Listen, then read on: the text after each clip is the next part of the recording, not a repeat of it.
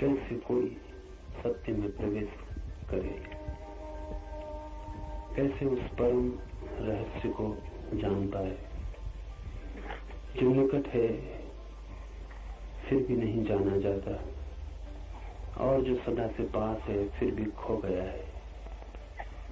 उस तक हम कैसे पहुंचे, उस तक कोई भी कभी कैसे पहुंचा है। इस सूत्र में उस विज्ञान की व्याख्या है, उस मार्ग की विधि की। अध्यास के संबंध में थोड़ी बात हमने समझी। अध्यास का अर्थ है जैसा नहीं है वैसा देखना, और सत्य का अर्थ है जैसा है वैसा ही देखना।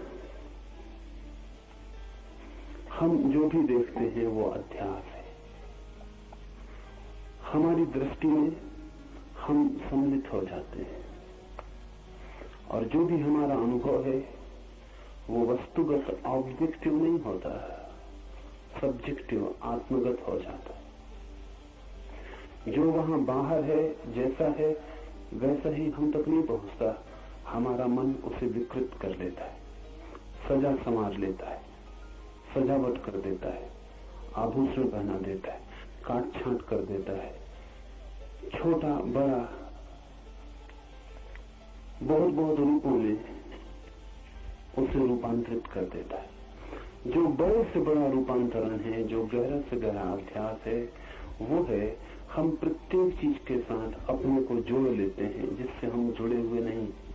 जुड़ते ही चीज की जो वस्तु स्थिति है वो खो जाती है, और जो स्वप्न स्थिति है वो सही मालूम पड़ने लगती है। जैसे जहां जहां हम कहते हैं मेरा,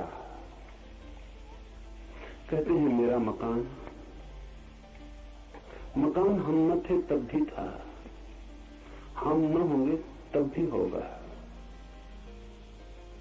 जो हमारे होने से पहले हो सकता है, और जो हमारे होने के बाद भी बना रहेगा, और जो हमारे मिटने के साथ मिटता नहीं है, वो मेरा कैसे हो सकता है। मैं इसी क्षण मर जाऊं तो मेरा मकान मिटता नहीं है। मेरे मकान को मेरे मिटने का पता भी नहीं चले, तो मुझसे जोड़ ही क्या है, मेरे मकान का संबंध क्या है। कल कोई और रहेगा उस मकान में और वो भी उसे मेरा कहेगा। कल कोई और रहता था, वो भी उसे मेरा कहता था। न मालूम कितने लोगों ने अपने मैं को उस मकान पर चिपकाया है और विदा हो गए, लेकिन वो मैं चिपक नहीं पाता, वो मकान किसी का हो नहीं पाता। मकान हो भी नहीं सकता किसी का, मकान अपना है, मकान खुद का है। इस जगत में प्रत्येक वस्तु स्वयं है। इसे हम ठीक से समझ लें तो अध्यास को तोड़ने में आसानी हो जाए। जमीन का एक टुकड़ा है, आप कहते हैं मेरा खेत, मेरा बगीचा। आज नहीं कल चांद पर दावा खड़ा होगा, अमेरिका कहेगा मेरा या रूस कहेगा मेरा। कल तक चांद किसी का भी न था, बस चांद था, चांद का ही था, लेकिन कोई न कोई दावा होगा, और आज नहीं कल संघर्ष खड़ा होगा। अभी सूरज सिर्फ सूरज का है, कल उस पर भी दावा हो सकता है। आदमी जहां भी पैर रखता है वही अपने मैं की छाप लगा देता है। प्रकृति उसकी छाप को मानती नहीं, लेकिन दूसरे आदमियों को मानना पड़ता है, अन्यथा संघर्ष खड़ा होता है। और वो दूसरे लोग भी इसलिए मानते हैं उस छाप को कि वे भी वैसी छाप लगाना चाहते हैं। तो मकान किसी का हो जाता है, जमीन किसी की हो जाती है। और हमारी इतनी आतुरता क्यों होती है कि हम इस मैं की छाप को कहीं लगा दें। आतुरता इसलिए होती है कि जितनी जगह हम ये छाप लगा देते हैं, हस्ताक्षर कर देते हैं, उतनी ही जितना हमारा मेरे का विस्तार बड़ा हो जाता है, उतना ही बड़ा मैं हमारे भीतर हो जाता है। मैं उतना ही बड़ा होगा जितनी चीजों पर उसकी छाप लगी है। अगर कोई आदमी कहता है कि 1 एकड़ जमीन मेरी, तो निश्चित ही उसके पास उतना बड़ा मैं कैसे होगा।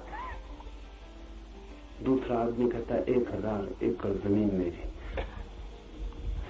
मेरे के विस्तार के साथ मैं बड़ा होता मालूम पड़ता है, मेरे का विस्तार कम होता है तो मैं छोटा कम होता है।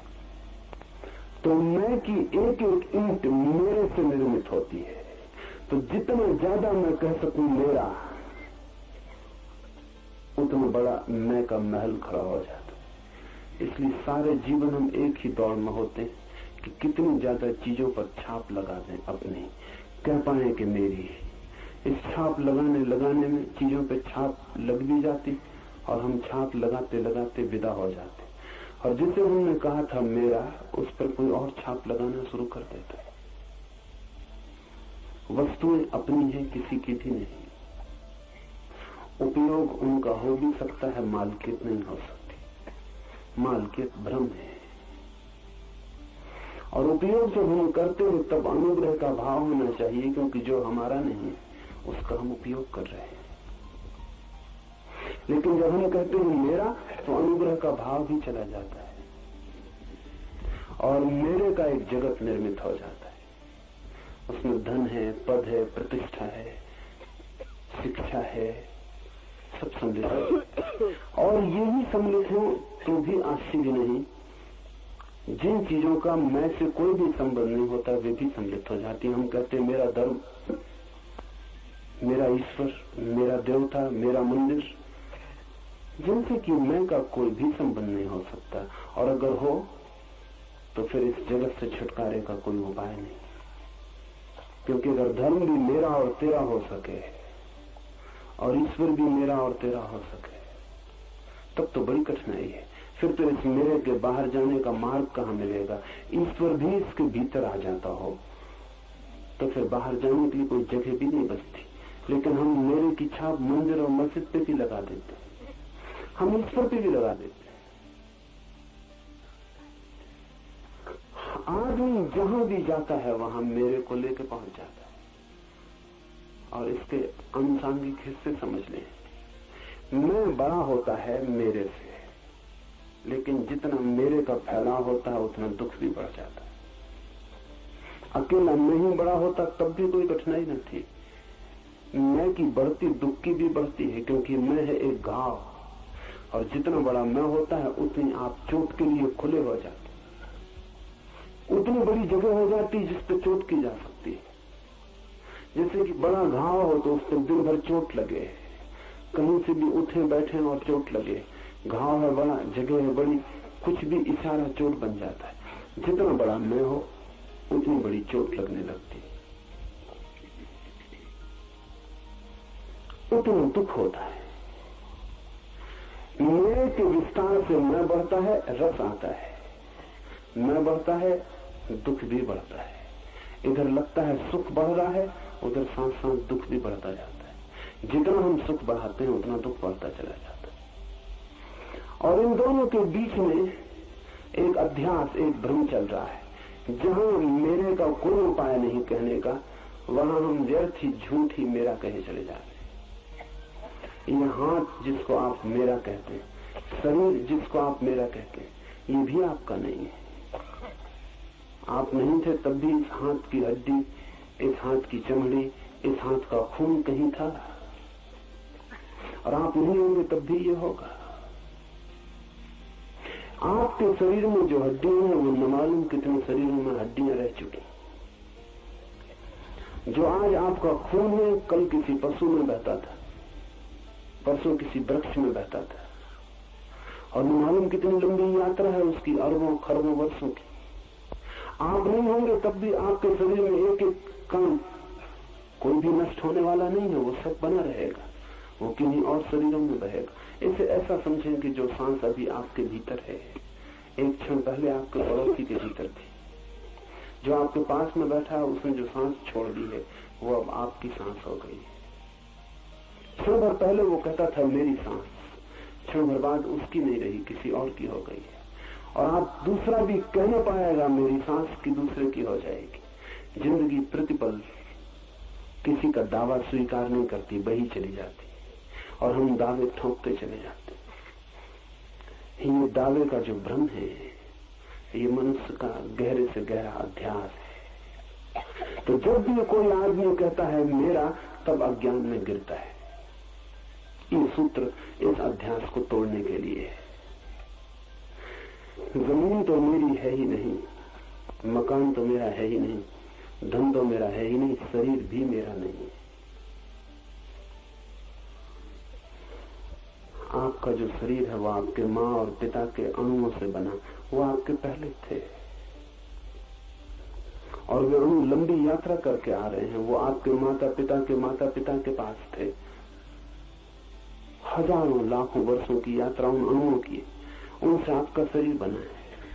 वो शरीर भी एक क्षेत्र है, एक जमीन है जिसमें आप स्थापित हैं, लेकिन आप है नहीं, आप वही नहीं है, उससे अलग है। ये सूत्र कहता है मनुष्य शरीर भी नहीं है। इतना ही नहीं, ये सूत्र और गहरे जाता है और कहता है मनुष्य मन भी नहीं, क्योंकि मन भी तो संग्रह है।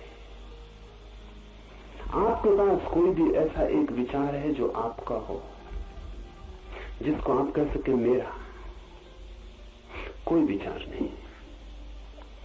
कोई परंपरा से आया, कोई शास्त्र से आया, कोई किसी से सुन के, कहीं से पढ़ के, कहीं न कहीं से आया है। अगर आप अपने एक एक विचार की जन्म पत्री की खोज करें और एक एक विचार की यात्रा देखें, तो आप पाएंगे आपके पास एक भी विचार अपना नहीं है। सब विचार उधार, सब कहीं से आए। कोई विचार मौलिक नहीं होता, ओरिजिनल नहीं होता, सब विचार उधार होते हैं। पर विचार को भी हम कहते हैं मेरा। वहां भी हम ध्यान रहे, श्वास तक मेरी नहीं कही जा सकती। विचार और भी सूक्ष्म बात है, लेकिन उसे भी मेरा नहीं कहा जा सकता। इस विश्लेषण में गहरे उतरते उतरते कहां पहुंचता है आदमी? उपनिषद कहां पहुंचे, बुद्ध कहां पहुंचते हैं, महावीर कहां पहुंचते हैं? इस विश्लेषण को करते करते, इस काट को करते करते, ये भी मैं नहीं हूं, तो बच रहा है। जब सब काट डाला जाता है और काटने का कोई उपाय नहीं रह जाता, जब सब तोड़ दिए जाते हैं संबंध और कोई संबंध बचता नहीं जिससे तोड़ा जाए, तब भी जो बच रहता है उसी को उपनिषद साक्षी कहते हैं। वही है विटनेस। ये बड़ा संसार है चारों तरफ, ये मेरा नहीं। और शुक्ल के पास आता हूं, ये शरीर भी मेरा नहीं।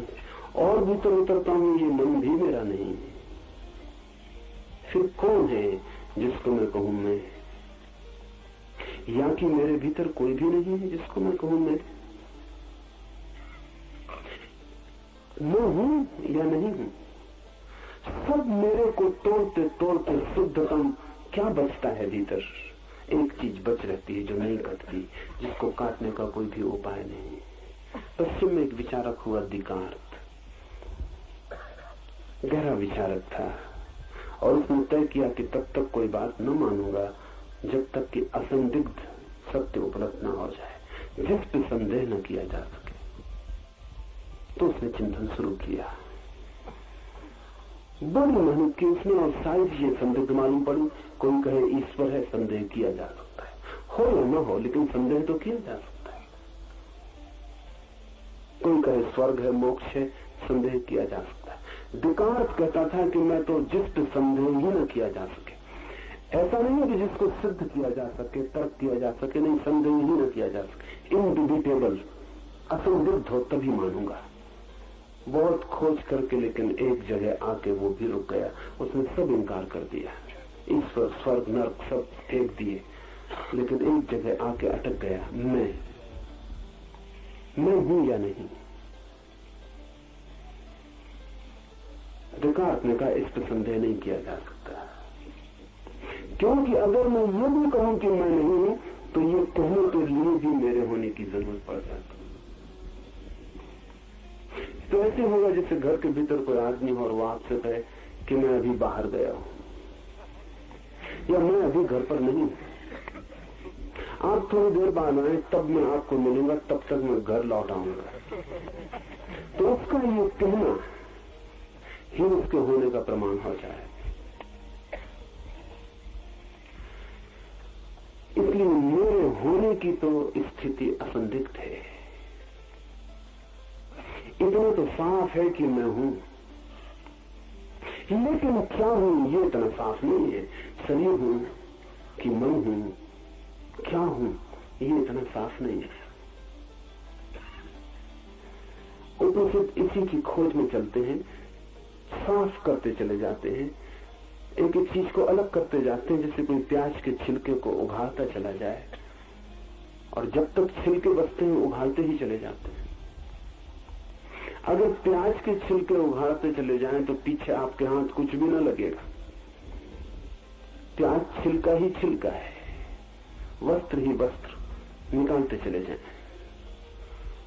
तो भीतर कुछ भी नहीं मिलेगा। जैसे किसी ने कपड़ों की एक गुड़िया बनाई हो और हम एक एक कपड़ा निकालते चले जाएं, एक कपड़े को निकालने दूसरा कपड़ा बचे, उसे निकालने तीसरा निकल आए, निकालते चले जाएं, लेकिन कपड़े की ही गुड़िया हो तो आखिर में सब कपड़े निकल जाएंगे, गुड़िया पीछे बचेगी नहीं, आखिर में शून्य हाथ लगेगा।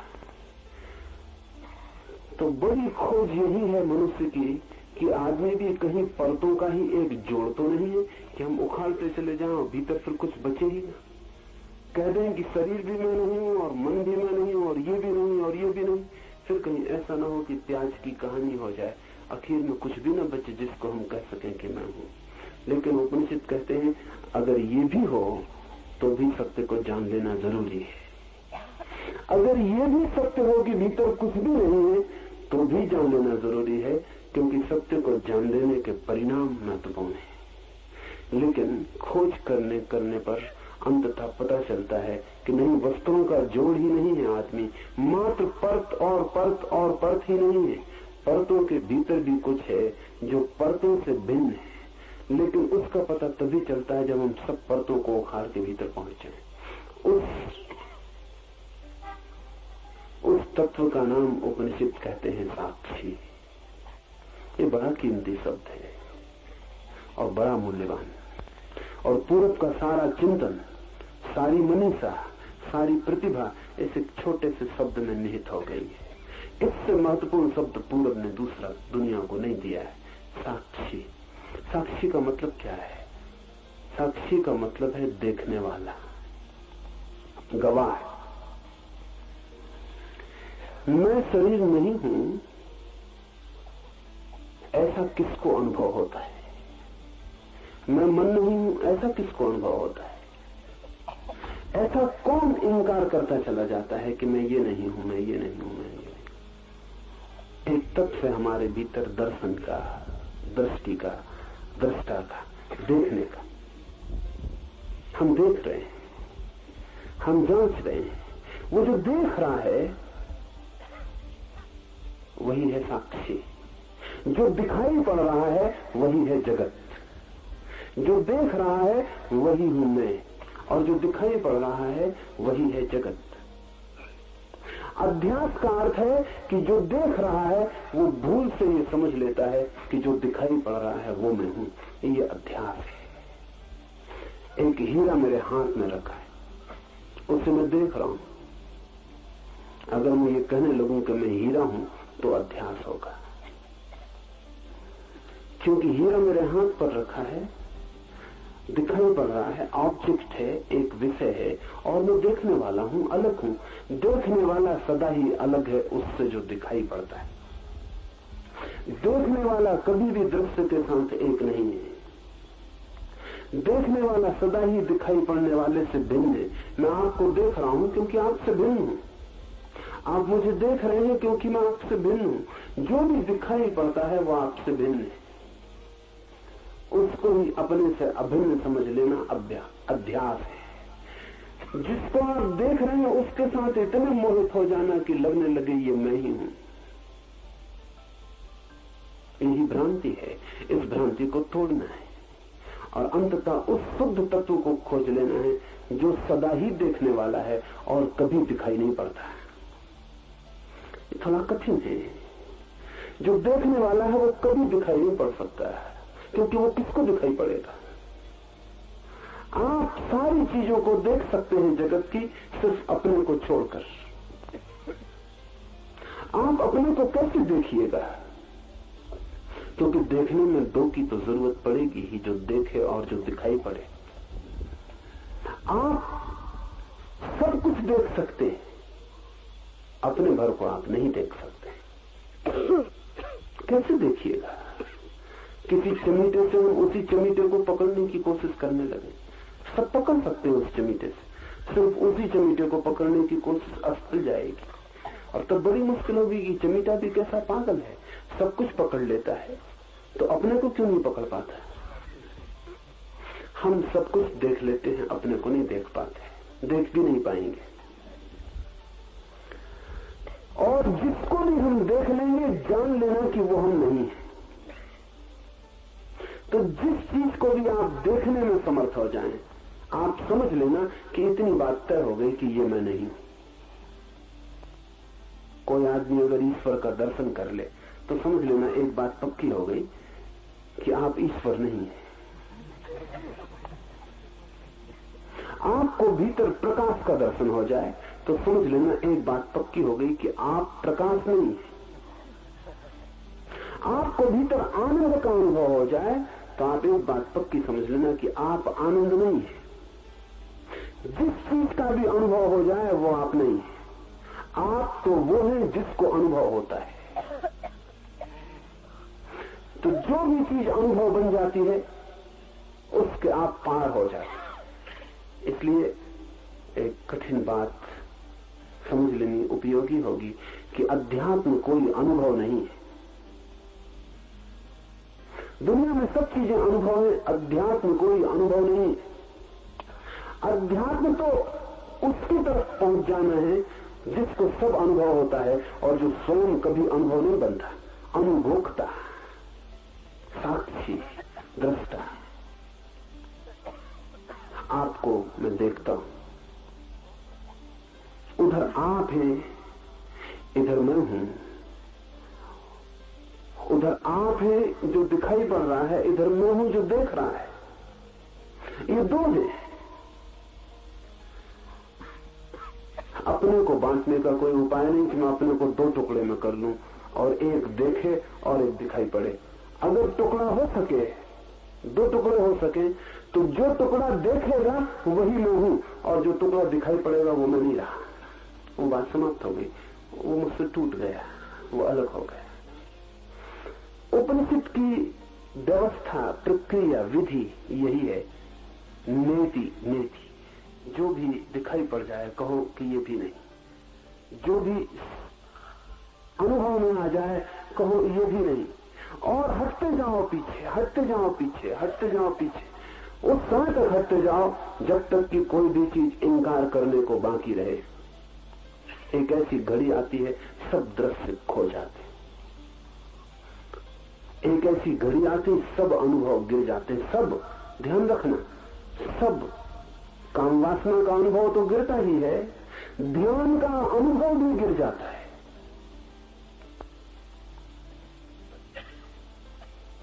संसार के राग द्वेष के अनुभव तो गिर ही जाते हैं। आनंद, समाधि, इनके भी अनुभव गिर जाते। बस रहता है खालिस देखने वाला, कुछ भी दिखाई नहीं पड़ता, शून्य हो जाता है चारों तरफ, रह जाता है केवल देखने वाला और चारों तरफ रह जाता है खाली आकाश। बीच में खड़ा रह जाता है दृष्टा, उसे कुछ भी दिखाई नहीं पड़ता क्योंकि उसने सब इंकार कर दिया। जो भी दिखाई पड़ता था हटा दिया मार्ग से। अब उसे कुछ भी अनुभव नहीं होता, हटा दिए सब अनुभव। अब बच रहा अकेला जिसको अनुभव होता था। जब कोई भी अनुभव नहीं होता और कोई दर्शन नहीं होता और कोई दिखाई नहीं पड़ता और कोई विषय नहीं रह जाता और जब साक्षी अकेला रह जाता है तब कठिनाई है भाषा में कहने की कि क्या होता है, क्योंकि हमारे पास अनुभव के सिवाय कोई शब्द नहीं। इसलिए इसे हम कहते हैं आत्मा अनुभव, लेकिन अनुभव शब्द ठीक नहीं। हम कहते हैं चेतना का अनुभव या ब्रह्म अनुभव, लेकिन ये सब कोई भी शब्द ठीक नहीं है, क्योंकि अनुभव उसी दुनिया का शब्द है जिसको हमने तोड़ डाला। अनुभव उस द्वैत की दुनिया में अर्थ रखता है जहां दूसरा भी था। यहां कोई अर्थ नहीं रखता, यहां सिर्फ अनुभोक्ता बचा, साक्षी बचा। इस साक्षी की तलाश ही अध्यात्म है। ध्यान देना, ईश्वर की तलाश अध्यात्म नहीं।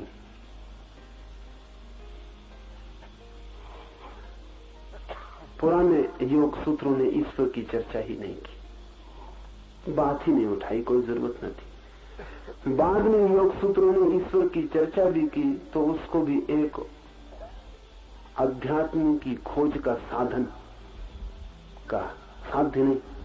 उसे भी कहा कि ये साधना में सहयोगी होता है, इसलिए ईश्वर को मान लेना अच्छा है। साधना में सहयोगी होता है अध्यात्म की खोज में, इसलिए मान लेना अच्छा, एक उपकरण है। ईश्वर भी एक विधि है बस। इसलिए बुद्ध ने इंकार कर दिया, महावीर ने ईश्वर को इंकार कर दिया। उन्होंने दूसरी विधियां खोज ली, उन्होंने कहा इस विधि की कोई भी जरूरत नहीं। अगर विधि ही है ईश्वर तो फिर दूसरी विधियों से भी काम चल सकता है। लेकिन बुद्ध और महावीर भी साक्षी को इंकार नहीं कर सकते, ईश्वर को इंकार कर सकते। सब कुछ इंकार किया जा सकता है, लेकिन अध्यात्म की जो आत्यंतिक आधारशिला है वो साक्षी है, उसे इंकार नहीं किया जा सकता। इसलिए चाहे ईसाईयत, चाहे इस्लाम, चाहे हिंदू, चाहे जैन, चाहे बौद्ध, एक बात आप खोज लेना, अगर किसी भी धर्म में साक्षी की कोई बात हो तो समझना कि वो धर्म है। अगर साक्षी की बात ही ना हो तो समझना कि उसका धर्म से कोई भी संबंध नहीं। और सब बातें गौण हैं, और सब बातें उपयोगी गैर उपयोगी हैं, और सब बातों में मतभेद हो सकता है। साक्षी के मामले में मतभेद नहीं हो सकता। इसलिए अगर किसी दिन दुनिया में धर्म का विज्ञान निर्मित होगा तो उसमें ईश्वर, आत्मा, ब्रह्म, इन सब की चर्चा नहीं होगी, क्योंकि ये सब स्थानीय बातें हैं। कोई धर्म मानता है, कोई नहीं मानता, लेकिन साक्षी की चर्चा जरूर होगी, क्योंकि साक्षी स्थानीय घटना नहीं है। धर्म ही नहीं हो सकता बिना साक्षी के। तो साक्षी भर एक वैज्ञानिक आधारशिला है समस्त धर्म अनुभव की, समस्त धर्म की खोज और यात्रा की। और इस साक्षी पर ही सारे उपनिषद घूमते हैं इर्द गिर्द। सारे सिद्धांत और सारे इशारे इस साक्षी को दिखाने के लिए।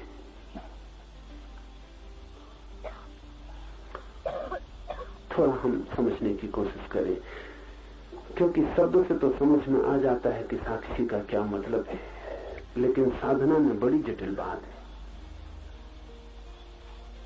हमारा जो मन है वो एक तीर की तरह है, जिसमें एक तरफ फल लगा हुआ है तीर का। तीर को आपने देखा, तीर दो तरफ नहीं चल सकता। अगर आप तीर को चला दें तो एक ही तरफ जाएगा, या कि आप सोचते हैं दो तरफ भी जा सकता। तीर के दो तरफ जाने का कोई भी उपाय नहीं। तीर जाएगा अपने निशाने की तरफ, एक तरफ। तो जब प्रत्यंचा पर कोई तीर को चढ़ाता है और प्रत्यंचा से तीर छूटता है तो दो बातें ख्याल में ले लें। प्रत्यंचा जहां वो चढ़ा था वहां से छूट जाता है, दूर हटने लगता है, और जहां वो नहीं था साध्य लक्ष्य, उस तरफ बढ़ने लगता है। एक स्थिति ये थी कि प्रत्यंचा पर चढ़ा था तीर, दूर बैठा था पक्षी वृक्ष पर, उसकी छाती में नहीं चुभा था तीर। तीर था प्रत्यंचा पर, पक्षी पर नहीं था। फिर छूटा तीर, प्रत्यंचा से दूर होने लगा और पक्षी के पास होने लगा। फिर एक स्थिति आएगी, पक्षी की छाती में चुभ गया, प्रत्यंचा खाली रह गई और तीर पक्षी की छाती में हो गया। ध्यान पूरे समय हम यही कर रहे हैं कि जब भी हमारे ध्यान का तीर छूटता है तो हमारी प्रत्यंचा से खाली हो जाता है भीतर से, और जिसकी तरफ जाता है उस पर जाकर टिक जाता है। कोई चेहरा आपको सुंदर लगा, तीर छूट गया ध्यान का, भीतर नहीं है अब तीर, अब ध्यान भीतर नहीं है, अब ध्यान भागा और दौड़ा और सुंदर चेहरे से जाके लग गया। सड़क पर हीरा पड़ा है, तीर छूट गया प्रत्यंचा से, अब ध्यान भीतर नहीं, अब ध्यान भागा दौड़ा और जाके चुप गया हीरे की छाती में। अब ध्यान हीरे में है, अब आप में नहीं है, या ध्यान अब कहीं और है। तो आपके सब ध्यान के तीर कहीं कहीं कहीं कहीं जाके चित गए। आपके पास भीतर कोई ध्यान नहीं, हमेशा बाहर जा रहा है। तीर तो एक तरफा ही हो सकते हैं, लेकिन ध्यान दो तरफा हो सकता है, और वही हो जाए तो साक्षी का अनुभव होता है। ध्यान का तीर दो तरफा हो सकता है, उसमें दो फल हो सकते हैं। और जब आपका ध्यान किसी की तरफ जाए तो आप अगर इतना कर पाए तो आपको साक्षी का अनुभव किसी न किसी दिन हो जाएगा। जब आपका ध्यान किसी पर जाए, रास्ते से गुजरी कोई सुंदर युवती, कोई सुंदर युवक, आपका ध्यान अटक गया, तब आप अपने को बिल्कुल भूल गए, यहां भीतर ध्यान न रहा। अब आप होश में नहीं, अब आप बेहोश, क्योंकि आपका होश तो किसी और के पास चला गया। अब आपका होश तो उसकी छाया बन गया, अब आप होश में नहीं। अगर आप ये काम कर सकें कि कोई आपको सुंदर दिखाई पड़ा, ध्यान उस पर गया, उस समय इस पर भी भीतर ध्यान जाए, जहां से प्रत्यंचा से तीर छूट रहा है, उसकी तरफ भी हम एक साथ ही अगर देख पाए, जहां से ध्यान जा रहा है वो स्रोत, और जिसकी तरफ ध्यान जा रहा है वो लक्ष्य, अगर दोनों हमारे ध्यान में एक साथ आ जाएं, तो आपको पहली दफा पता चलेगा कि साक्षी का क्या अर्थ है। कहां से ध्यान जा रहा है, उस स्रोत का अनुभव होना चाहिए। कहां से ध्यान पैदा हो रहा है, वृक्ष हमें दिखाई पड़ता है, शाखाएं दिखाई पड़ती हैं, फूल पत्ते दिखाई पड़ते हैं, फल लग जाते हैं वो दिखाई पड़ते हैं, जड़ें हमें नहीं दिखाई पड़ती, जड़ें अंधेरे में छिपी हैं, लेकिन वहीं से वृक्ष रस ले रहा है। आपका ध्यान फैलता है चारों तरफ, जगत का बड़ा वृक्ष निर्मित हो जाता है, लेकिन जहां से ध्यान निकलता है, जिस स्रोत से, जिस चैतन्य के सागर से निकलता है, उस तरफ का को कोई भी पता नहीं। उन जड़ों का भी बोध साथ साथ होने लगे, एक साथ आपको दोनों बात दिखाई पड़ने लगे। इसे ऐसा समझे मैं बोल रहा हूं तो आपका ध्यान मेरे बोलने पर लगा है, इसको दोहरा तीर बना लें। ये दोहरा तीर अभी इसी वक्त भी बन सकता है। जब मैं बोल रहा हूं तो आप केवल मैं जो बोल रहा हूं वही न सुने, आपको ये भी स्मरण रहे कि मैं सुन रहा हूं। बोलने वाला कोई और है, वो बोल रहा है, मैं सुनने वाला हूं, मैं सुन रहा हूं। अगर आप एक क्षण को भी अभी यही ये दोनों बातें एक साथ कर ले, सुने भी और सुनने वाले का स्मरण भी, रिमेम्बरेंस भी भीतर बनी रहे कि मैं सुन भी रहा हूं, शब्द दोहराने की जरूरत नहीं। अगर आप कहें कि मैं सुन रहा हूं तो उतनी देर में आप सुन ना पाएंगे, जो मैंने कहा वो चूक जाएगा। भीतर शब्द बनाने की जरूरत नहीं कि मैं सुन रहा हूं, मैं सुन रहा हूं। अगर आपने ऐसा किया तो उतनी देर आप बहरे हो जाएंगे। उस सेकंड आप अपनी भीतर की आवाज सुन लेंगे कि मैं सुन रहा हूं, लेकिन जो मैं बोल रहा हूं यहां से वो आपको सुनाई नहीं पड़ेगा। मैं जो बोल रहा हूं वो सुनाई पड़ता रहे, और साथ ही आपको ये भी स्मरण हो जाए, शब्दों में नहीं, ये भी आपकी प्रतीति साफ हो जाए कि इधर सुनने वाला भी बैठा है, इधर सुनने वाला है, उधर बोलने वाला है। ये दोनों एक साथ आपकी चेतना में झलक जाए, तत्क्षण आपको साक्षी का अनुभव हो जाएगा कि साक्षी क्या है। साक्षी वो है जो इन दोनों को देख रहा है। और थोड़ा भीतर प्रवेश करें। आप सुन रहे हैं, मैं बोल रहा हूं, साक्षी वो है जो दोनों का अनुभव कर रहा है कि बोला जा रहा है, सुना जा रहा है। जब आपकी चेतना का तीर दौड़ा हो जाता है तो तत्क्षण आप तीसरे बिंदु पर खड़े हो जाते। मैंने बोला, ये एक बिंदु हुआ। साधारणतः आपका ध्यान इसी पे लगा रहता है। आपने सुना भी, आप सुनने वाले हैं, ऐसा भी आपको प्रतीति हुई, एहसास हुआ, अनुभव हुआ, ये दूसरा बिंदु हो गया। ये दूसरा बिंदु पाना बहुत कठिन है। अगर ये दूसरा बिंदु आपको मिल जाए तो तीसरा बिंदु पाना बहुत सरल है। वो तीसरा बिंदु ये है कि बोलने वाला है आ, सुनने वाला है बा, फिर आप कौन है भीतर, जो कि दोनों को अनुभव कर रहे हैं, बोलने वाले को भी और सुनने वाले को भी। आप तीसरे हो गए, द थर्ड पॉइंट। वो जो तीसरा बिंदु है वही साक्षी। इस तीसरे के पार नहीं जाया जा सकता। ये तीसरा आखिरी बिंदु है और ये है त्रिकोण जीवन का। दो बिंदु, विषय और विषी, और तीसरा बिंदु दोनों का साक्षी, दोनों को अनुभव करने वाला, दोनों को भी देख लेने वाला, दोनों का भी गवाह। इस सूत्र को हम समझें। अपने को बुद्धि और उसकी वृत्ति का साक्षी जानकर वह मैं ही हूं, ऐसी वृत्ति द्वारा सब पदार्थों के ऊपर से आत्मबुद्धि का त्याग करता है। खोजी, इस सत्य का अन्वेषक मुमुक्षु ऐसा अनुभव करके कि मैं सदा साक्षी हूं, कभी करता नहीं, सदा साक्षी हूं, कभी भोगता नहीं, समस्त चीजों के ऊपर से अपनी वासना का, अस्मिता का, मेरेपन का भाव छोड़ देता है, हटता जाता है भीतर उस बिंदु तक जिसके आगे हटने का फिर और कोई उपाय नहीं। लोक का अनुसरण करना छोड़कर ऐसा व्यक्ति फिर लोक का अनुसरण करना छोड़ देता है। लोक का अर्थ है समाज, संस्कृति, सभ्यता, लोग जो आपके चारों तरफ है, भीड़। जब तक आपको साक्षी का अनुभव न हो तब तक लोक का अनुसरण छोड़ना खतरनाक भी है, क्योंकि लोक के साथ जुड़ी है नीति, जुड़ा है नियम, जुड़ी है मर्यादा, जुड़ी है व्यवस्था, अनुशासन। तो जो अभी अपना मालिक नहीं है, निश्चित ही समाज उसका मालिक होगा। जो अपना ही मालिक नहीं है, किसी को उसे नियंत्रित करना होगा। कोई अनुशासन चाहिए, अन्यथा विक्षिप्त हो जाएगी अवस्था, अराजक हो जाएगी। लेकिन जिसे अपने होने का अनुभव हो गया, जिसे साक्षी का अनुभव हो गया इस जगत में, अब वो अपना मालिक स्वयं।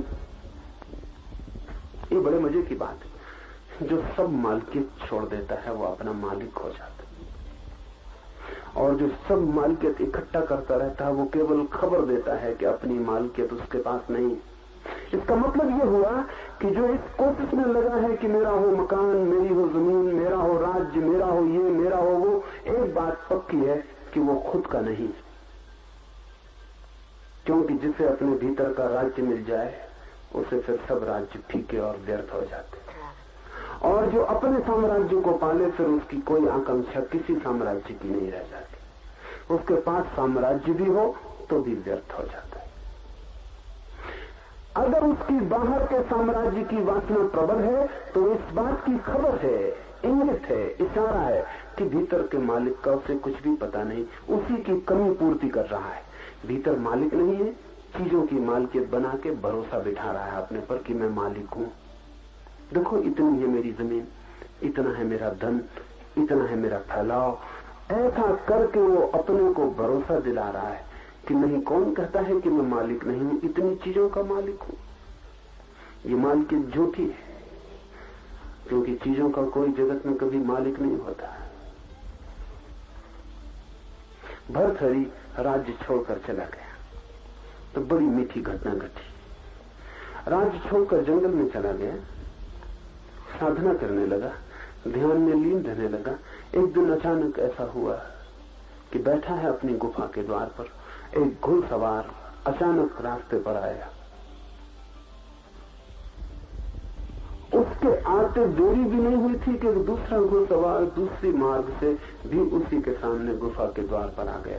दोनों की तलवारें एकदम खिंच गई। भर्तहरि को कुछ समझ में न आया, दोनों की तलवारें जमीन पर टिक गई। तब उसने नीचे की तरफ गुफा से देखा, वहां एक बड़ा हीरा पड़ा है। पहले घुड़सवार ने कहा कि नजर मेरी पहले पड़ी इसलिए हीरा मेरा है।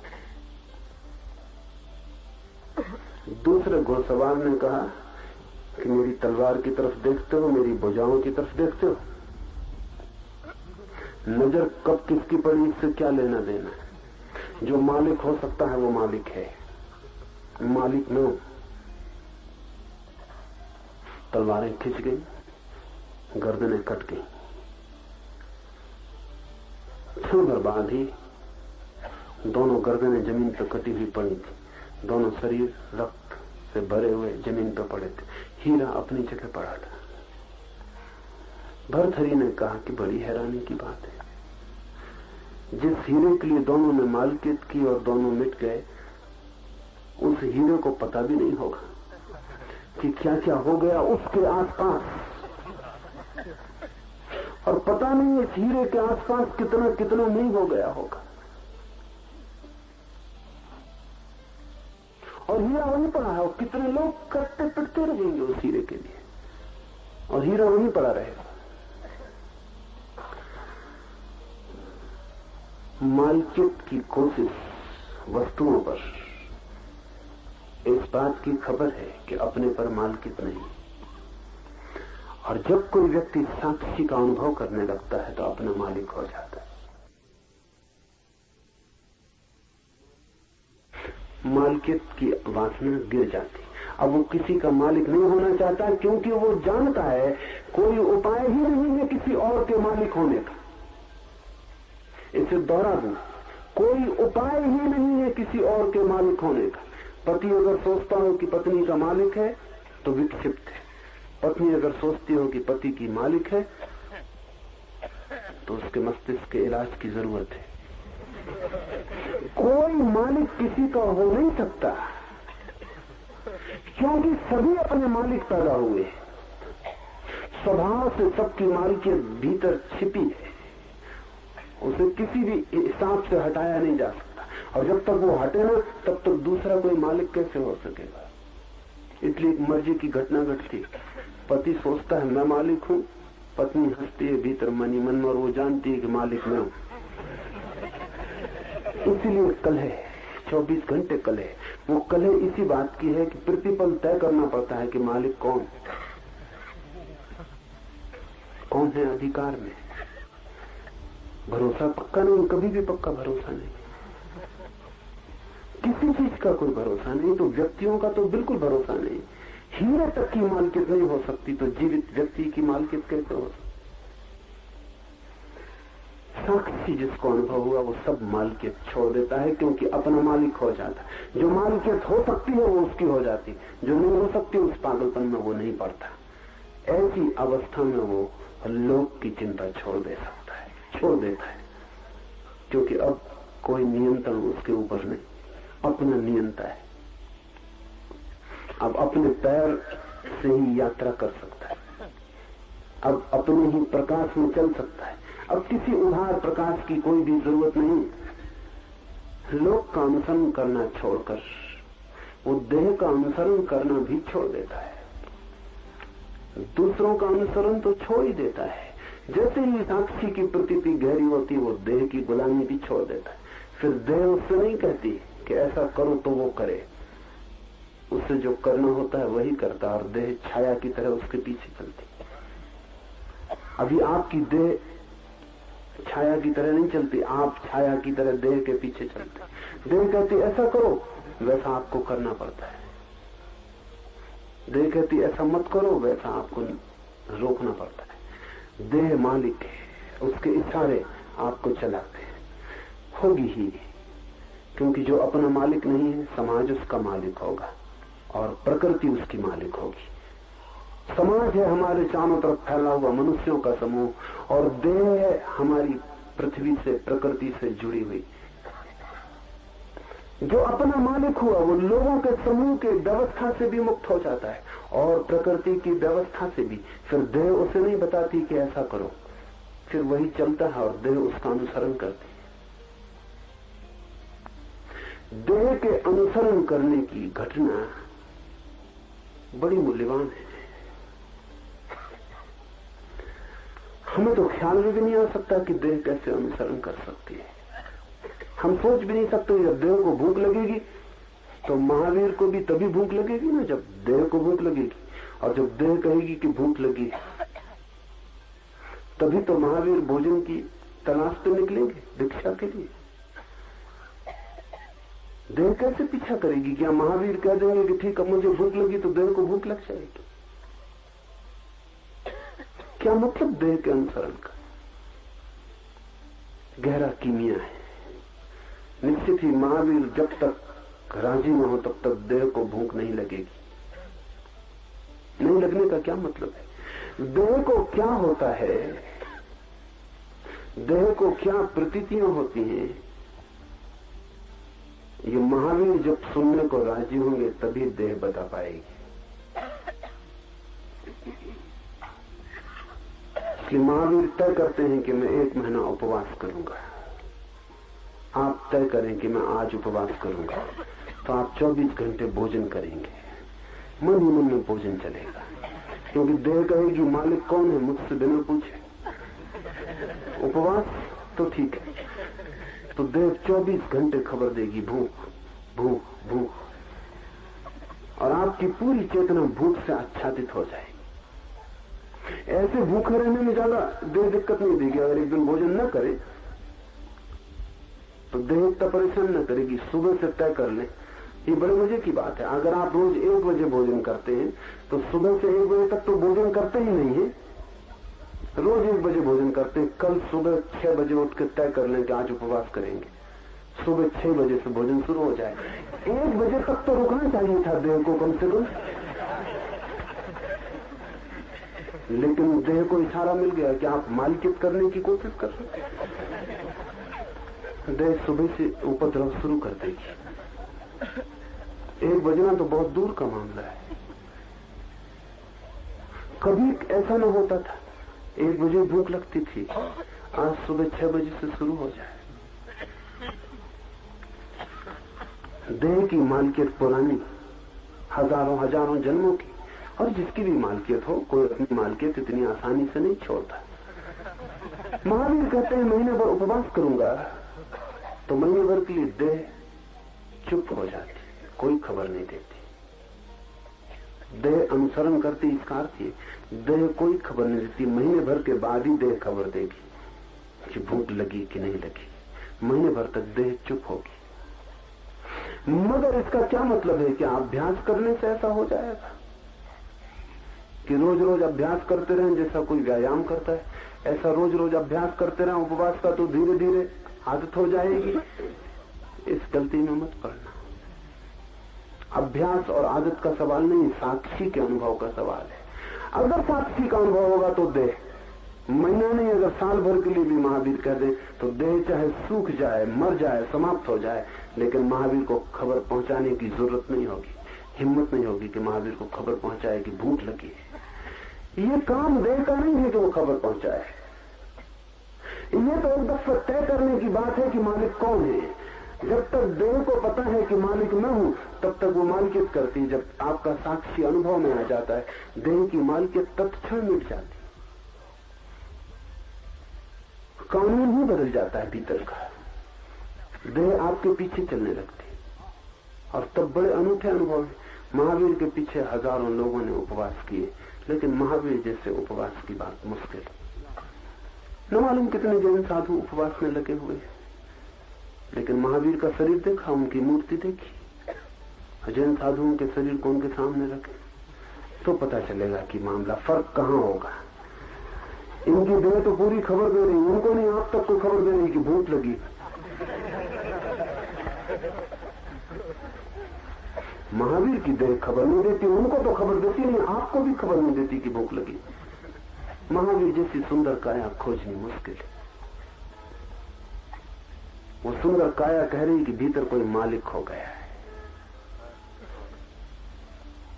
और अब देह परेशान करने का सामर्थ्य नहीं रखती है। अब देह कुछ कह नहीं सकती कि ऐसा करो वैसा मत करो। ये देह का मामला नहीं है, भीतर के जानने वाले का मामला है। वो जैसा तय करे, जो तय करे, निर्णय उसके हाथ में। वो मरना चाहे तो मरे, जीना चाहे तो जिए, लेकिन देह बीच में अड़ंगा नहीं डाल सकती। वो सिर्फ छाया की तरह पीछा करेगी। लोक का अनुसरण छूट जाता है, देह का अनुसरण भी छोड़ देता है।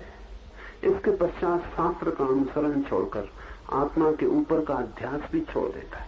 ऐसे छोड़ता चला जाता है, लोक को, देह को, शास्त्र का अनुसरण छोड़ देता है। जिसको साक्षी का अनुभव हुआ उसके लिए शास्त्र व्यर्थ हो जाता। ये जरा जटिल मामला है।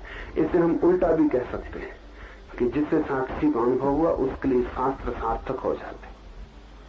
ऐसा भी कह सकते हैं कि जिसको साक्षी का अनुभव हुआ उसके लिए शास्त्र व्यर्थ हो जाते। और इन दोनों का मतलब एक है। इनका मतलब एक इसलिए है कि जब तक आपको साक्षी का अनुभव नहीं हुआ तब तक आपके लिए कोई भी शास्त्र सार्थक नहीं है। आप कंठस्थ कर ले सकते हैं,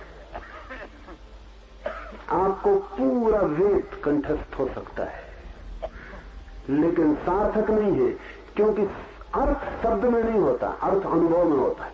आपको खुद का कोई अनुभव नहीं। आप तोते की तरह रटते रह सकते हैं कि साक्षी साक्षी साक्षी। जब आप रट रहे हैं तब भी कोई साक्षी भीतर नहीं है जो इसको सुन रहा हो। शास्त्र तब तक व्यर्थ है जब तक आपको अपना अनुभव नहीं हुआ। लेकिन तभी तक सार्थक मालूम पड़ता है जब तक आपको अपना अनुभव नहीं हुआ। जिस दिन आपको अपना अनुभव हो जाता है तब आप स्वयं ही शास्त्र हो जाते हैं। जब आप अपने स्वयं ही शास्त्र हो गए तो अब शास्त्र की क्या सार्थकता। तो शास्त्र जिस दिन सार्थक होता है उसी दिन व्यर्थ हो जाता है। जान लिया आपने ही वो जो शास्त्र जनाते हैं, अब शास्त्र का क्या मूल्य। पहुंच गए मंजिल पर, हो गई यात्रा, तो वो जो नक्शा ढोए रखते थे अब तक, उसका अब क्या अर्थ। उसको फेंक दे सकते हैं। उस नक्शे को अब क्या करिएगा। बुद्ध कहा करते थे कि कोई नदी पार करता है नाव पर, पार होते ही नदी नाव व्यर्थ हो जाती, फिर उसे वहीं छोड़ के चल देता है। लेकिन बुद्ध कहते थे एक दफा 4 गंवारों ने भी नदी पार की, तो पार कर ली उन्होंने, फिर उतर के नाव अपने सिर पर रख ली। गांव के लोगों ने बहुत समझाया कि हमने और पार करने वाले भी देखे, नाव वहीं छोड़ देते हैं, तुम क्या करते हो। उन्होंने कहा जिसने इतना सहारा दिया उसको हम ऐसे ही छोड़ दें, हम ऐसे गंवार नहीं। फंस गए, नाव में नदी तो पार करवा दी, और नाव कैसे पार हो। अब उसको सिर पे लिए घूमने लगे, अब उस नाव से छुटकारा न हो।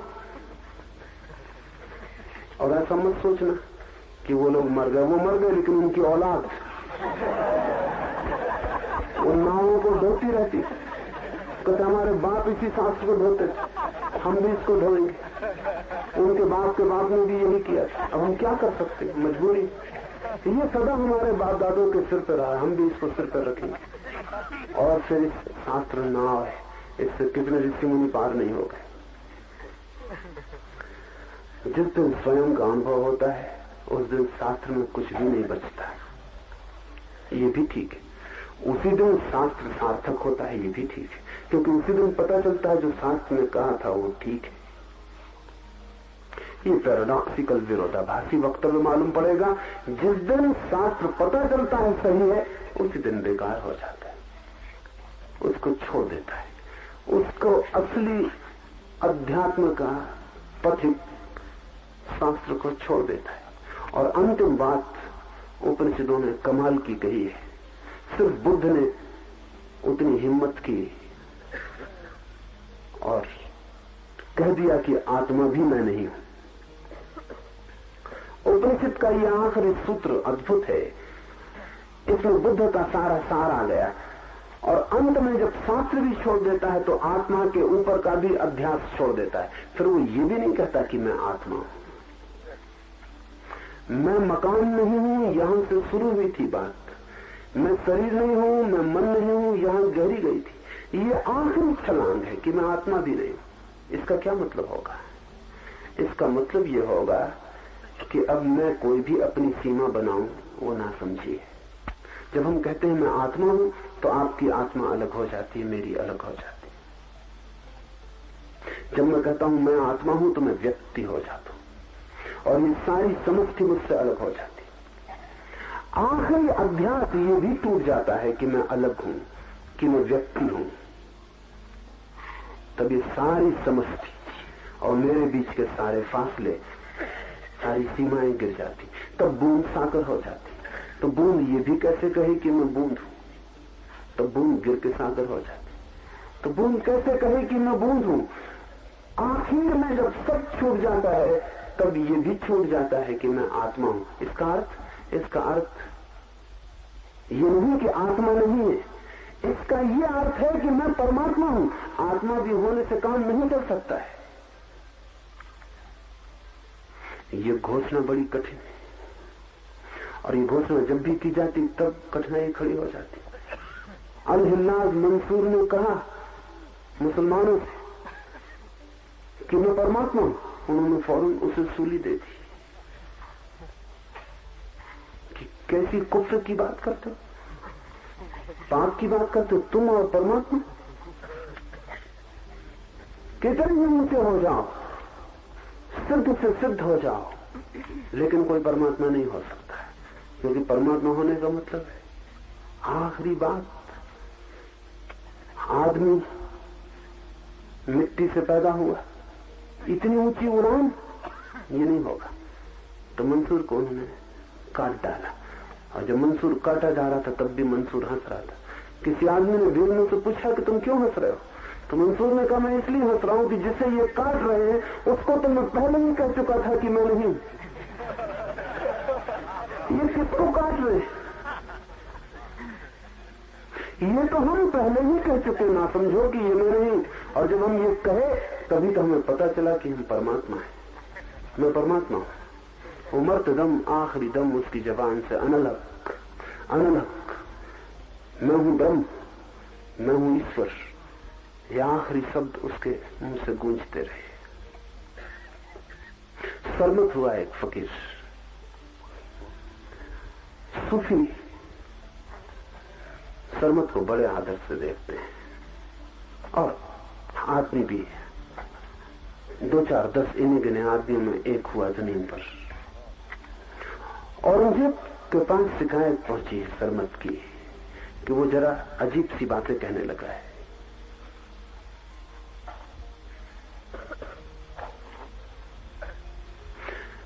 मुसलमानों का मंत्र है कोई नहीं अल्लाह के सिवा, एक अल्लाह ही है।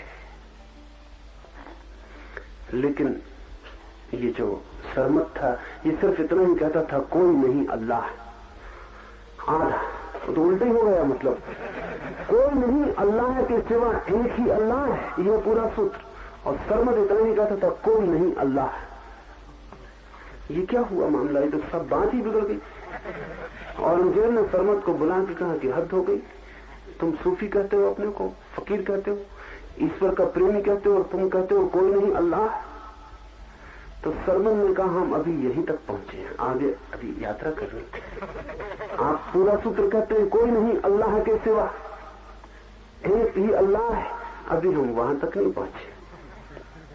बढ़ने दो, धीरे धीरे शायद पहुंच जाए, बाकी जहां तक हम पहुंचे वहीं तक हम बोलते, और झूठ हम न बोलेंगे।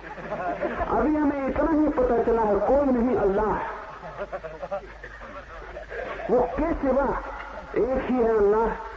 जरा रुको, कोशिश करने दो, और तुम्हें पता चल गया हो पूरा तो बोलो।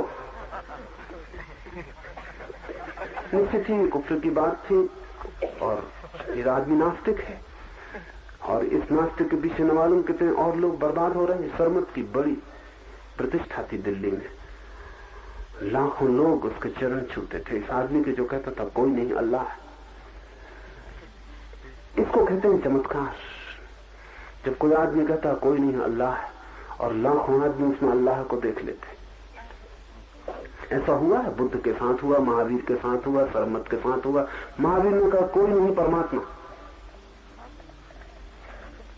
और लाखों लोगों ने महावीर को कहा भगवान, और बुद्ध ने कहा कोई न परमात्मा है न कोई आत्मा, और लाखों लोगों ने बुद्ध के चरणों में सिर रख कर पूछा कि रास्ता बताओ, कैसे पहुंचे उस जगह जहां न कोई आत्मा है न कोई परमात्मा। सरमत को औरंगजेब ने कहा कि 3 दिन का समय देता हूं, सुधार कर लो और ये वाक्य पूरा कर लो, नहीं तो हम गर्दन कटवा देंगे। मंसूर ने, सरमद ने कहा कि 3 दिन का क्या भरोसा, हम बचे ना बचे और तुम गर्दन काटने से वंचित रह जाओ। और ये भी कुछ पक्का नहीं कि हम 3 दिन में पहुंच पाए पूरे सूत्र तक, और जब तक न पहुंचे तब तक ये जबान दोहराने वाली नहीं। अनुभव हो तो ही हम कहेंगे, तो तुम आज ही कटवा दो। और कहते हैं कि सरमन ने कहा कि ये भी हो सकता है कि गर्दन कटने से जो बाकी यात्रा है वो पूरी हो जाए। वो जो हमें अभी आगे का पता नहीं, शायद ये गर्दन ही बाधा बन रही। औरंगजेब तो शायद ही समझा होगा। सम्राटों और अकल का वैसे कोई संबंध नहीं है। उसने उसी दिन कटवा दी गर्दन सरमद की।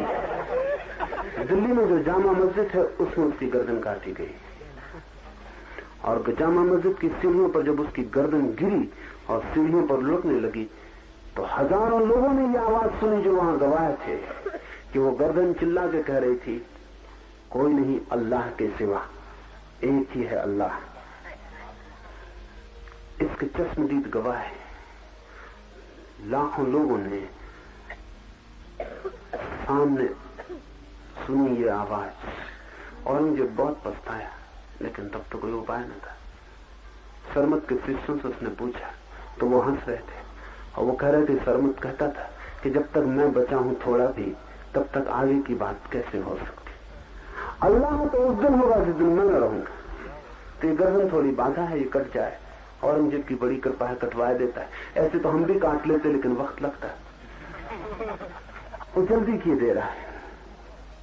आदमी जब मिटता है पूरा तो ये भी नहीं कहता कि आत्मा है, तब आखिरी अध्यास भी गिर जाता है। जब तक आपको पता ना चल जाए कि आप परमात्मा हो, तब तक जानना अध्यास बाकी है, ब्रह्म बाकी। जब तक यही अनुभव न हो जाए कि मैं ही ब्रह्म हूं, तब तक समझना कि अभी अज्ञान बाकी है, और उसे काटते ही चले जाना।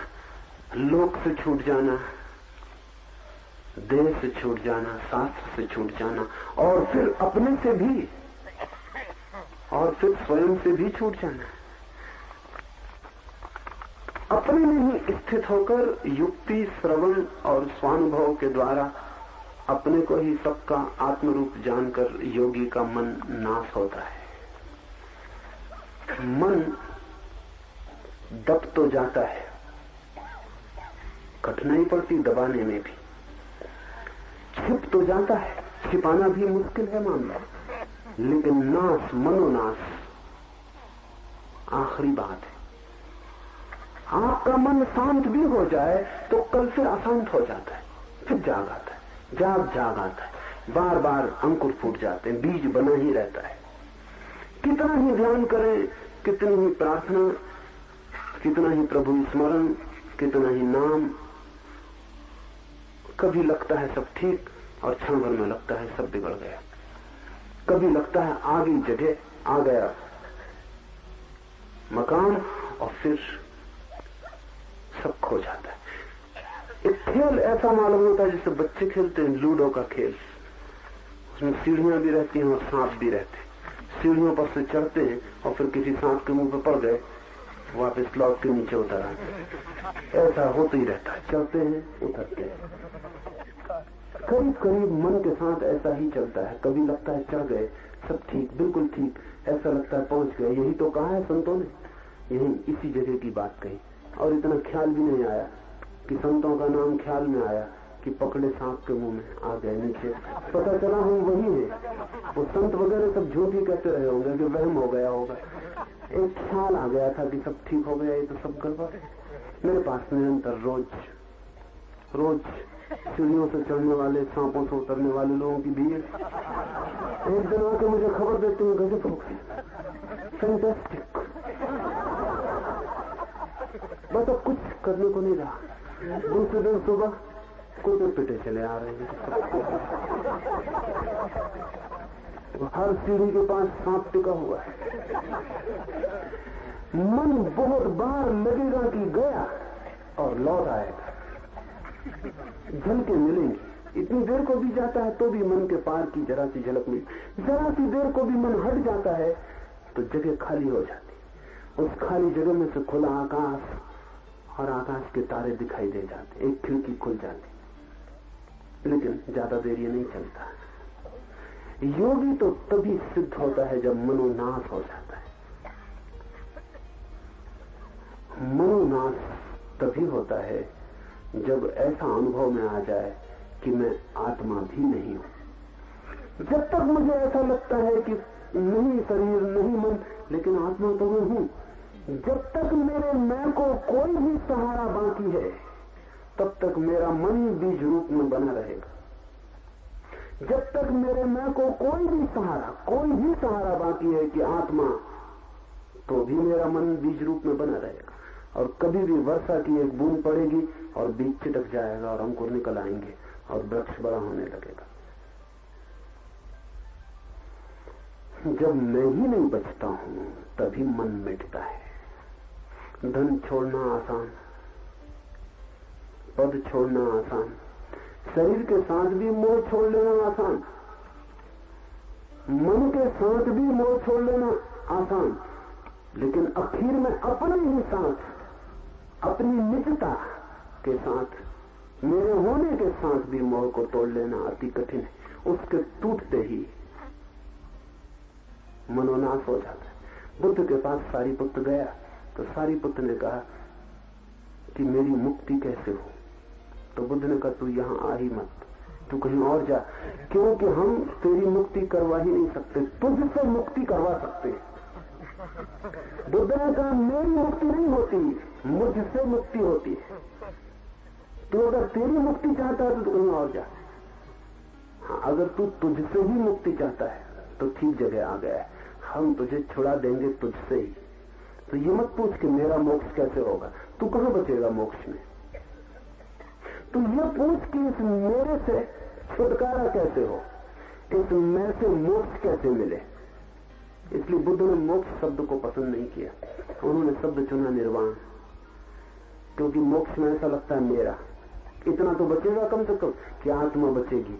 और सिद्ध शिला पर बैठे हुए मोक्ष का आनंद ले रहे हैं हम ही। वही सज्जन जो यहाँ दुकान करते थे वो ये मोक्ष सिद्ध शिला पर बैठ के आनंद ले रहे। आप तो बचे नहीं रहेंगे, ये तो मन में रस बने रहता है, हम तो बचे है क्या आप में बचने योग्य, और बचाने योग्य भी क्या है। कभी सोचा आप, कभी हिसाब लगाया अपना कि मेरे पास ऐसा क्या है जिसको मैं शाश्वत रूप से बचाने का आग्रह करूं। ऐसी कौन सी सुगंध है मेरे पास तो जो सदा रहे, ऐसा मैं कह सकूं। ऐसा कौन सा स्वर है मेरे पास जिसको मैं अमृत दिला सकूं। ऐसा मेरे व्यक्तित्व में क्या है जिसको मैं कहूं ये सदा रहे। ऐसा कुछ भी नहीं मालूम पड़ता। बुद्ध कहते हैं ये भी वासना है, अ लस्ट फॉर लाइफ, ये भी जीवेशना है। मैं बचूं बिना कारण, कोई वजह नहीं मालूम पड़ती। आप किस लिए बचे और क्या है आप में जो बचे तो जगत का कुछ कल्याण हो, कुछ भी नहीं है। तो बुद्ध कहते हैं मोक्ष नहीं, ये शब्द ठीक नहीं है। उन्होंने शब्द चुना निर्वाण। ये सूत्र निर्वाण का सूत्र है। निर्वाण कहते हैं दिए के बुझ जाने को। दिया जब बुझता है तो आप बता सकते हैं ज्योति कहां चली गई? कहीं नहीं जाती, बस बुझ गई, खो गई, लीन हो गई। अब कहीं आप खोज ना पाएंगे उस ज्योति को जो बुझ गई है। अब लोक लोक में कहीं भी अनंत में उस ज्योति को आप न खोज पाएंगे जो बुझ गई। वो लीन हो गई, इतनी लीन हो गई कि अब उसे वापस इस अनंत से नहीं लौटाया जा सकता। वो निराकार में इतनी चली गई कि अब उसका आकार फिर से नहीं बन सकता, मिट गई। तो बुद्ध कहते हैं ऐसे ही तुम भी मिट जाओगे जैसा दिया बुझ जाता है। इसलिए उन्होंने शब्द चुना निर्वाण। वो कहते हैं तुम्हारा निर्वाण हो जाएगा, मोक्ष नहीं, तुम्हारा निर्वाण हो जाएगा। ये जो दिए की ज्योति तुमने टिमटिमा रही है ये बुझ जाएगी। ये बड़ी घबराने वाली बात मालूम पड़ती। तो फिर सार ही क्या है? अपने दिए में और मिट्टी का तेल डाल के किसी तरह इसकी ज्योति को जगाए रखें। ये सार क्या है? लेकिन बुद्ध कहते हैं जब तुम मिटोगे तभी तुम जान पाओगे कि तुम क्या हो। और जब तुम खो गए तभी तुम्हें पता चलेगा तुम खोए नहीं, तुमने सब पा लिया, तुम सब हो गए। आत्मा भी छूट जाती। निद्रा को, लोगों की बातों को, शब्द, स्पर्श, रूप, रस, गंध आदि विषयों को तथा आत्मा के विस्मरण को किसी स्थल पर अवसर दिए बिना हृदय में आत्मा का चिंतन करना, सब छूटता चला जाता है। निद्रा छूट जाती, बेहोशी छूट जाती। ये अपने को हम भूल गए हैं, इसे निद्रा कहते हैं उपनिषद। ये जो हमें अपना विस्मरण हो गया है कि हम कौन हैं, ये जो हमें पता नहीं कि मैं परमात्मा हूं, इसे कहते हैं निद्रा। जिस दिन ये निद्रा क्षण भर को भी नहीं पकड़ती, जिस दिन कोई उपाय नहीं रह जाता इस बेहोशी के ऊपर छा जाने का, ये धुआं फिर घिरता ही नहीं, ये बादल फिर चारों तरफ मंडराते ही नहीं, आकाश निरभ्र खुला हो जाता, ये बदलियां फिर कभी नहीं घेरती और अंधेरा कभी नहीं उतरता, तब एक सतत स्मरण। स्मरण शब्द ठीक नहीं, शब्द सभी गलत है। उपनिषद जिसे कहना चाहते हैं उसे कहने के लिए, पर मजबूरी है, शब्दों के सिवाय कहने को कोई और उपाय नहीं। स्मरण कहना ठीक नहीं, क्योंकि स्मरण का मतलब ये होता है कि जिसका बीच बीच में विस्मरण हो जाता हो। सतत स्मरण का मतलब ये हुआ कि जिसका विस्मरण नहीं होता। ऐसा हुआ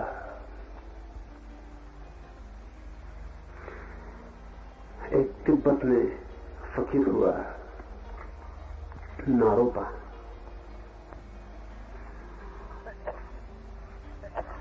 अनेक लोग उसके पास आते थे, बड़े हैरान होते थे क्योंकि उसकी ख्याति थी कि वो परमात्मा में लीन है, और लोगों ने कभी उसको ईश्वर का नाम स्मरण करते नहीं देखा। कभी भी किसी ने नहीं देखा। तो शिष्य उससे अक्सर पूछते कि लोग तो कहते हैं आप परमात्मा में लीन हो, लेकिन आप कभी स्मरण नहीं करते। तो नारोपा ने कहा है कि स्मरण कैसे करूं, उसका विस्मरण ही नहीं होता। और जिस दिन स्मरण समझूं करूं तो समझना कि नारोपा पतित हो गए। जिस दिन स्मरण करूं पुकारूं ईश्वर, उस दिन समझ लेना कि नारोपा पतित हो गया, ऐसे विस्मरण हो गया, नींद आ गई। आती ही नहीं नींद, स्मरण ही कैसे करूं, उसका विस्मरण ही नहीं होता है। ऐसी अवस्था में वो परम गुह गुहा में प्रवेश होता है जो हम सबके भीतर है।